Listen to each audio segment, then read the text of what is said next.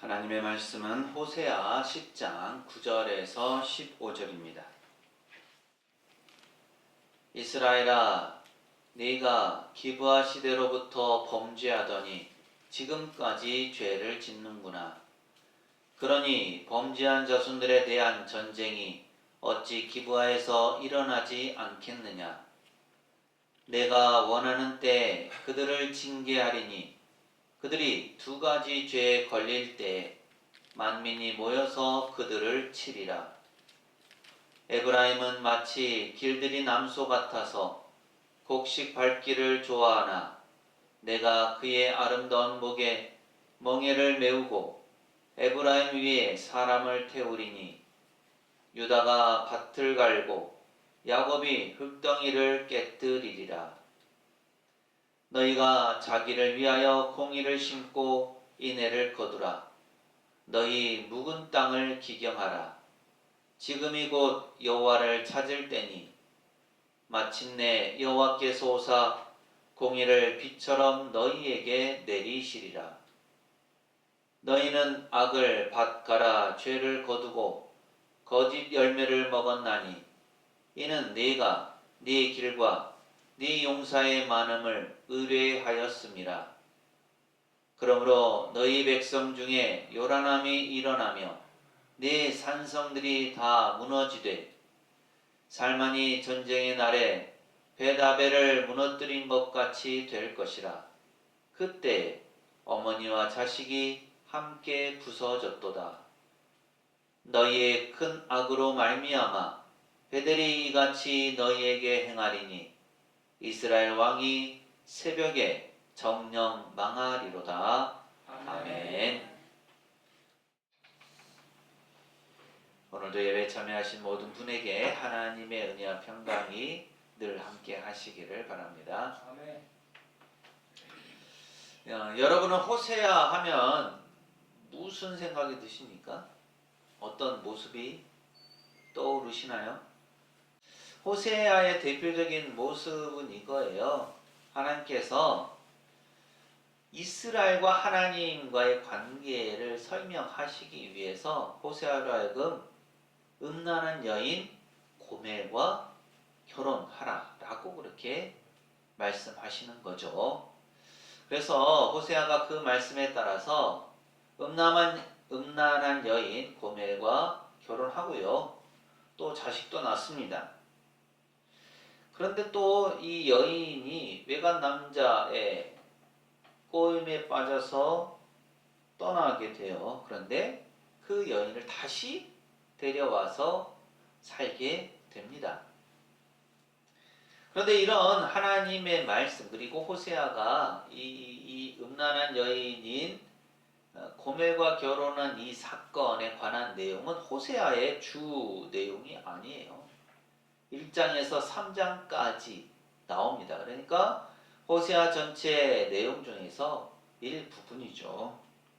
그 외 대부분의 내용은 하나님을 반역하고 우상을 숭배하는 이스라엘과 그런 이스라엘을 향한 하나님의 경고 또 심판의 메시지 그리고 회복에 관한 내용을 담고 있습니다.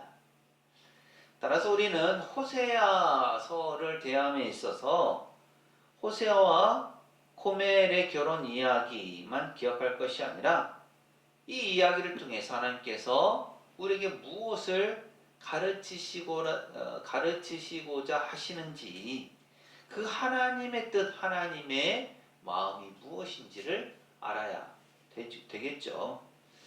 오늘 우리가 살펴볼 호세아 10장에서도 이 내용을 다루고 있습니다. 우리 앞뒤 좌우에 계신 분들과 이렇게 인사를 해볼까요?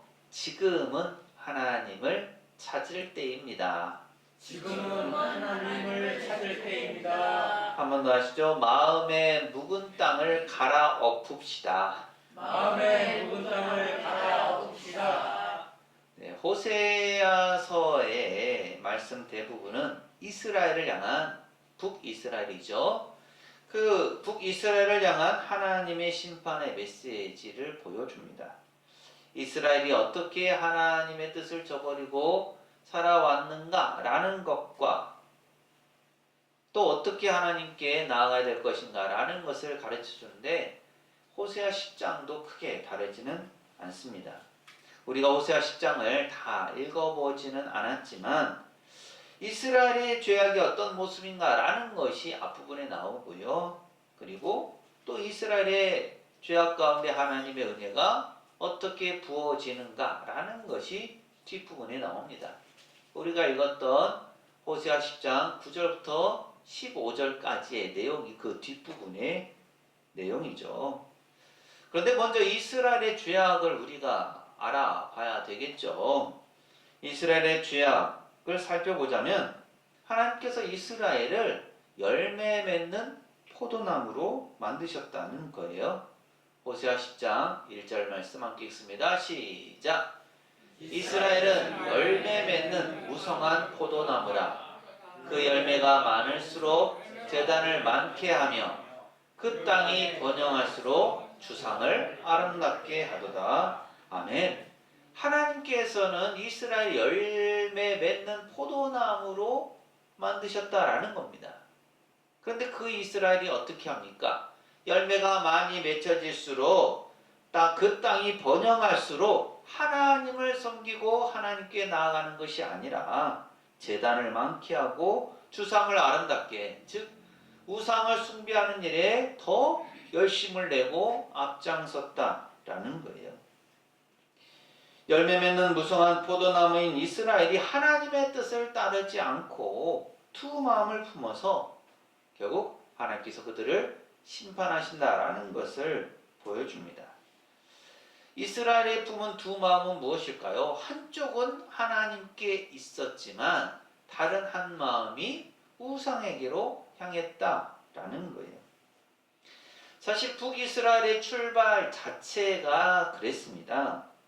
여로보암이 당시의 왕이었던 르호보암에 반대해서 북쪽에 나라를 세웠죠. 거기에 10지파가 합류하면서 북이스라엘이 탄생하게 된 겁니다. 그리고 여로보암은 베델과 단에 금송아지를 세워서 예배의 중심지로 삼습니다. 사람들이 예루살렘으로 하나님의 성전이 있는 곳으로 가지 않도록 베델과 단에 모이도록 이끌었던 거예요. 그렇게 해서 그들이 신앙을 지켜가도록 했는데 이것이 결국 하나님의 뜻에 맞지 않게 되었고 우상을 숭배하는 통로가 되고 말았습니다. 그래서 출발에서부터 하나님의 뜻을 따르지 않았던 이 이스라엘, 우상을 숭배했던 그 모습이 여전히 이어오고 있는 겁니다. 그리고 당시 호세아가 하나님의 말씀을 선포할 때는 여로보암 2세가 다스리던 때입니다. 북이스라엘의 부흥기예요. 이스라엘이 경제적으로 번성하고 부흥할 때였습니다. 그러니까 이스라엘 입장에서는 더 하나님을 믿고 따르고 의지하기가 어려운 거죠. 물론 반대로 생각하면 하나님께서 우리에게 이만큼 복을 주셨으니까 하나님을 더 잘 섬기고 하나님의 뜻을 따라가야 하는 것이 맞겠지만 북이스라엘 입장에서는 한참 번성하고 부흥할 때 하나님 없어도 우리가 잘 먹고 잘 산다라고 생각한 겁니다. 그러니까 하나님을 의지하지 않게 된 거죠. 그런 풍조감을 가지고 하나님을 섬기기보다 오히려 더 우상을 섬기고 하나님의 뜻을 거스르는 일들이 있었습니다. 심지어 이런 일도 있었어요. 5절은 이렇게 말씀합니다. 함께 읽습니다. 시작. 사마리아 주민이 벳아웬의 송아지로 말미암아 두려워할 것이라. 그 백성이 슬퍼하며 그것을 기뻐하던 제사장들도 슬퍼하리니 이는 그의 영광이 떠나감이며. 아멘. 사마리아 주민이 북이스라엘의 신앙의 중심지인 벳아웬의 송아지로 말미암아 두려워한다. 두려워할 것이라고 말씀하죠. 벳아웬은 범죄의 집, 죄악의 도시, 죄악의 집이라는 뜻이에요. 북이스라엘의 남부 지역인 베델, 하나님의 집이라고 불렸던 베델의 또 다른 이름이죠. 이곳에 금송아지 우상이 세워져서 결국은 하나님의 집이 범죄의 도시, 범죄의 집이 되었다는 겁니다. 그러니까 베델, 하나님의 집이 벳 아웬, 범죄의 집, 죄악의 집이 된 겁니다. 벳이 집이고요. 아웬이 범죄, 죄악이라는 뜻입니다. 베델도 마찬가지로 벳이 집이고 엘이 하나님이에요. 그래서 하나님의 집이었던 거죠. 그러니까 이 베델이라는 이름 대신에 이제는 벳 아웬이라는 이름이 쓰이게 되는 것이고요. 범죄의 집, 죄악의 집으로 타락하게 되었습니다. 우상을 숭배하는 것이 이젠 당연히 여겨졌다라는 거예요. 그런데 이 벳 아웬에 세워진 송아지 우상을 잃게 되니까 사마리아 주민이 두려워하게 되고 또 슬퍼하게 됩니다. 그리고 하나님을 섬기고 하나님께 제사를 드려야 했던 그 제사장들도 우상을 기뻐하다가 그 영광이 자기들을 떠난 것으로 인해서 슬퍼합니다. 제사장이 온전히 일을 감당하지 않았던 거예요. 오히려 우상을 숭배하는 일에 더 앞장섰던 겁니다. 그 정도로 주민이나 제사장이나 우상에 물들어 있었습니다. 그래서 이스라엘의 대표적인 지파, 주도적인 지파가 에브라임인데요. 이 에브라임이 수치를 당하고 이스라엘은 부끄러움을 당하게 될 것이다. 그리고 사마리아 왕은 거품같이 멸망하게 될 것이고 산당이 파괴되어서 모두가 다 우리를 가려라. 우리의 부끄러움을 보여주지 말아라. 우리를 덮어라. 라고 하게 될 것을 말씀합니다. 이스라엘의 죄, 곧 아웬의 산당, 범죄의 장소, 죄악의 집이 파괴되고 말 것이다. 하나님의 심판이 이스라엘 가운데 임하게 될 것이다. 라는 것을 분명하게 가르쳐 주죠. 그러면서 9절부터는 이스라엘의 두 가지 큰 죄를 얘기해요. 먼저 얘기하는 게 무엇이냐면 9절에서 기브아 시대를 얘기합니다. 9절 말씀 함께 읽습니다. 시작. 이스라엘아, 네가 기브아 시대로부터 범죄하더니 지금까지 죄를 짓는구나.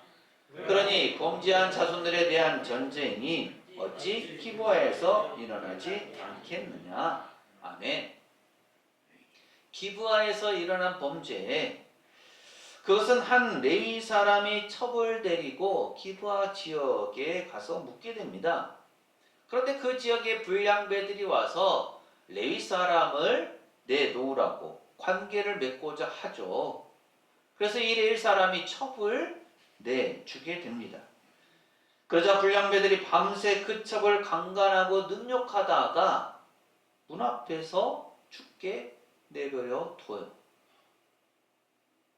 이 일을 겪은 이 레위 사람이 이 첩의 시신을 나누어서 각 지파에게 보냅니다. 그러면서 이런 끔찍한 일이 일어났다라는 것을 이스라엘 사람들에게 다 알리죠. 그러니까 이스라엘 사람들이 어떻게 그런 일이 있을 수 있느냐라고 하면서 기브아 사람들을 징계하려고 합니다. 그래서 그들과 싸울 준비를 하죠. 그런데 이 기브아가 베냐민 지파에 속해 있었어요. 베냐민 지파는 기브아 편을 들게 됩니다. 그래서 베냐민 지파가 이스라엘의 나머지 지파와 싸움을 하게 되죠. 그 결과 기브아는 멸망을 당하게 되고요. 베냐민 지파도 없어질 위기에 처하는 사상 초유의 일이 일어나게 됩니다. 한 지파가 말살당하는 사태에 이르게 된 거죠. 그래서 이 기브아는 이스라엘 역사 가운데 가장 큰 아픔 중에 하나로 범죄와 타락의 증표로서 많이 언급이 되어져요. 그때부터 범죄가 시작되었다라는 것은 당시 이스라엘의 왕정의 부패와 인간성 말살과 타락한 삶의 악행이 과거로부터 여전히 단절되지 않고 이어지고 있음을 뜻합니다. 따라서 하나님께서 전쟁의 방식으로 그들을 심판하신다라고 호세아가 얘기하는 겁니다. 그러니까 그 정도로 어떤 도덕적인 기준이나 또 윤리적 기준이 없이 하나님의 뜻을 따르지 않고 하나님을 거역하면서 자기들의 욕심을 채우고자 했던 그런 모습들, 이 바로 죄악의 시작이었다라는 거고요. 그런 모습이 죄악의 시작이었다면 지금 횡행하고 있는 가장 큰 죄악은 역시나 우상을 숭배하는 것입니다. 하나님을 섬기지 않고 하나님 아닌 다른 것, 이방신을 섬기고 숭배한 이 죄는 북이스라엘이 처음 세워질 때부터 계속되어 왔습니다. 나라를 세울 때 금송아지 우상을 만들어서 섬겼고 그 이후로도 줄곧 하나님을 떠나 우상을 숭배해 왔던 거죠. 그 결과 잘 기다린 암소 같았던 에브라임이 이제는 완강하게 고집을 피우는 암소가 되어서 무엇이든지 제 마음대로 하려고 할 뿐 하나님의 말씀을 아예 들으려고 하지 않습니다. 그래서 하나님께서 그들을 징계하신다라고 말씀하시는 거예요. 하지만 하나님께서 이들을 징계하는 것만을 말씀하시느냐? 그렇지는 않습니다. 그들에게 기회도 주시죠. 오늘 우리가 주목해서 볼 말씀인데요. 12절 말씀입니다. 함께 읽습니다. 시작. 너희가 자기를 위하여 공의를 심고 인애를 거두라. 너희 묵은 땅을 기경하라. 지금이 곧 여호와를 찾을 때니 마침내 여호와께서 오사 공의를 비춰러 너희에게 내리시리라. 아멘. 이스라엘 백성들의 문제, 우상 숭배, 죄악, 하나님을 거역하는 것, 이것들을 극복할 수 있는 가장 좋은 방법, 유일한 방법은 하나님께로 돌아오는 것, 하나님을 찾고 하나님을 구하는 것이라고 말씀하고 있는 겁니다. 이것을 묵은 땅을 기경하라 라고 표현하는 거죠. 그러니까 묵혀두었거나 개간하지 않은 땅을 새로 갈아 엎으라는 건데요. 지금까지의 부패한 삶을 청산하고 전인격적인 변화를 시도하라라는 뜻입니다. 예수님께서도 4가지 밭의 비유를 말씀하셨잖아요. 씨를 뿌리는 사람이 씨를 뿌리게 되는데 4가지 밭에 떨어졌다라는 거예요. 길가와 돌밭, 가시떨기 나무, 그리고 좋은 땅에 뿌려지게 됩니다. 어떻게 되었을까요? 다른 곳에 뿌려진 씨들은 제대로 열매를 맺지 못합니다. 하지만 좋은 땅에 뿌려진 씨는 100배, 60배, 30배의 결실을 맺게 되죠. 우리 마음의 밭이 그런 4가지 밭과 같다라는 말씀이고요. 열매를 맺기 위해서는 우리가 좋은 땅이 되어야 한다라는 가르침입니다. 농부가 봄이 되면, 물론 봄이 되기 전에도 그렇죠, 하는 일이 있습니다. 바로 밭을 갈아 엎는 거예요. 땅을 갈아 엎는 일입니다. 그러니까 겨울 동안 얼어져 있던 또 굳어 있던 그 땅을, 토양을 갈아 엎어서 부드럽게 하고 물과 영양분을 잘 흡수하도록 하는 겁니다. 그 땅에, 그 밭에 씨를 심었을 때, 나무를 심었을 때 좋은 열매들을 많이 맺을 수 있게 되는 거죠. 그러기 위해서 땅을 갈아 엎는 작업이 반드시 필요한 겁니다. 오늘 이 말씀, 묵은 땅을 기경하라는 말씀도 이스라엘 가운데 하나님의 역사가 부어지기 위해서 그들의 마음밭을 일구어야 한다라는 것을 얘기합니다. 열매를 거두기 위해서 직접 땅을 개간하라는 의미도 있지만 그것보다는 너희 안에 있는 마음, 오랫동안 굳어지고 딱딱해진 그 마음밭을, 하나님을 따르지 않고 우상을 숭배하고 하나님을 거스렀던 그 모습을 이제는 회개하고 돌이키라는 것을 말씀하고 있는 거죠. 지금이 바로 그때라는 겁니다.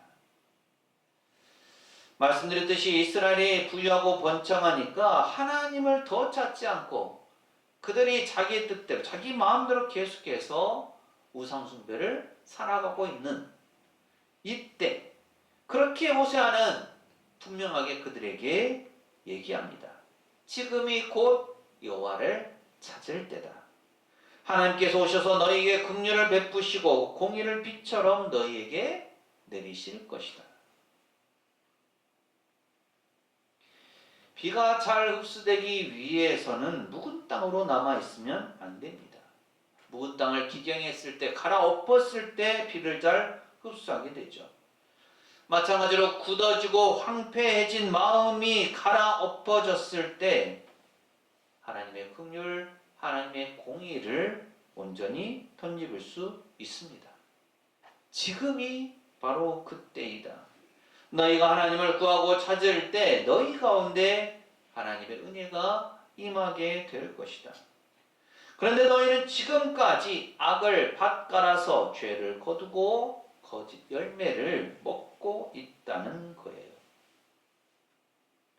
이스라엘이 왜 이렇게 되었을까요? 그들이 자기들의 길과 용사의 많음을 의리하고 있었기 때문입니다. 그러니까 사람들의 수가 많은 것, 또 자기들이 일에서 형통한 것, 우상을 숭배하고 우상을 더 의지하게 되고 하나님을 찾지 않는 이 일들이 이르게 됐다라는 것을 얘기하죠. 악을 밭갈아서 죄를 거두고 거짓 열매를 먹고 있다는 것은 이스라엘이 얼마나 하나님의 뜻을 따르지 않고 있는지를 잘 보여주는 말씀이에요. 그러니까 묵은 땅을 개간하고 갈아엎어서 하나님의 공의의 비가 그 땅 위에 내려서 그 가운데서 아름답고 귀한 열매들을 맺어야 하는데 오히려 지금 이스라엘의 백성들은 그렇지 않다는 거예요. 죄로, 악으로 밭을 갈고 그래서 죄를 거두고 거짓 열매를 먹고 있는데도 그것으로 만족하는 삶을 살고 있다는 겁니다. 그 정도로 이스라엘이 타락의 길을 걷고 있습니다.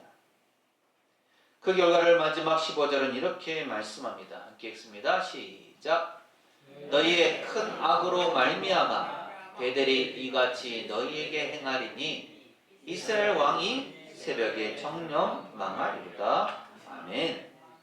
이스라엘 백성들이 하나님보다 군사력, 용사들을 더 의지하니까 그들이 군사력, 전쟁에 의해서 멸망할 것이다. 백성들 하여금 베델에서 우상을 숭배하도록 이끈 이스라엘 왕이 가장 먼저 쓰러질 것이라고 말씀합니다. 이제 이스라엘이 망할 날이 멀지 않았다. 곧 이스라엘이 망하게 될 것이다. 멸망하게 된다라는 것을 분명하게 가르쳐 주죠. 그러니까 이스라엘의 현실을 이스라엘 백성들이 보고 자기들의 죄악과 잘못들을 뉘우치고 하나님께로 돌아와야 하는데 그렇지 않은 모습이 너무나 안타까운 겁니다. 그래서 하나님께서 호세아 선지자를 통해서 그런 이스라엘 백성들의 잘못을 지적하고 하나님께로 돌아오는 길을 가르쳐 주십니다. 그런데도 이스라엘 백성들은 여전히 하나님의 뜻을 따르지 않고 있다.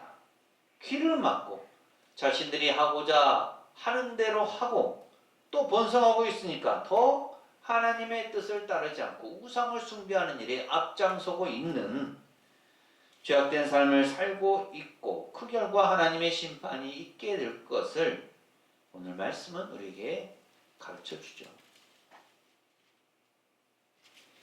오늘 이 말씀에서 우리가 잘 살펴봐야 할 것이 이런 부분이에요. 우리가 이스라엘처럼 그렇게 타락하거나 잘못을 저지르거나 하지 않을 수 있겠죠. 하지만 중요한 것은 우리 안에 그러한 묵은 땅, 굳어진 마음, 하나님의 말씀이 더 이상 들어가지 않는 자기 자신으로 가득한 그러한 모습이 있지는 않은지 우리가 잘 살펴봐야 한다는 겁니다. 자기도 모르는 새 그렇게 굳어지고 하나님의 말씀을 듣고서도 흘려보내는 일이 우리에게 있을 수 있다는 겁니다. 그렇기 때문에 우리가 늘 자기 자신을 잘 살피는 것이 중요하죠. 우리가 말씀을 읽고 말씀을 묵상하고 말씀을 깊이 생각하는 이유가 이것입니다. 말씀을 통해서 우리에게 주어진 그 하나님의 뜻을 우리가 늘 생각하면서 자기 자신을 살피기 위한 목적이에요. 말씀 앞에 자신을 비춰 보는 겁니다. 자신의 삶을 내보여서 혹시나 내 안에 그러한 잘못된 모습이 있지는 않은지 살펴보고 그러한 잘못된 모습이 있다라는 것을 깨닫게 되면 하나님 앞에 나아가 회개하고 하나님께로 돌아가서 하나님의 은혜를 덧입는 삶을 살아야 하는 거죠. 아멘. 그래서 우리가 이스라엘 백성들처럼 하나님의 말씀을 거역하거나 또 우상숭배 같은 잘못을 저지르지 않는다 하더라도 우리 안에 묵은 땅, 굳어진 마음, 딱딱해진 응어리가 있다면 12절 말씀, 지금 늦지 않았다. 언제든지 하나님께 나아가면 하나님께서 은혜를 베푸신다는 것, 그것이 곧 하나님의 뜻이고 지금이 곧 하나님을 찾을 때다. 이것은 언제나 어느 시대나 마찬가지다라는 것, 변하지 않는다라는 것을 잊지 마시기 바랍니다. 아멘. 그래서 우리가 늘 하나님 앞에 엎드리고 하나님의 뜻을 구하면서 그럼으로써 부어지는 하나님의 놀라운 은혜와 사랑을 덧입는 복된 삶을 살아갈 수 있게 되기를 간절히 소망합니다. 기도합니다.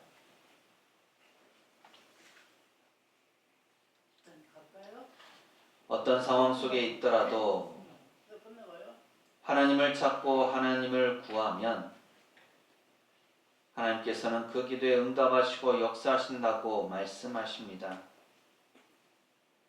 오늘 호세아의 말씀을 통해서 북이스라엘의 잘못된 모습들, 죄악된 모습들, 그로 인해서 하나님의 심판이 임하게 되지만 그 가운데서도 묵은 땅을 기경할 때, 여호와를 찾을 때 하나님께서 그들 가운데 공의의 비를 내리신다는 말씀이 저희에게 위로가 됩니다. 아버지 하나님, 오늘 저희의 모습은 어떻습니까?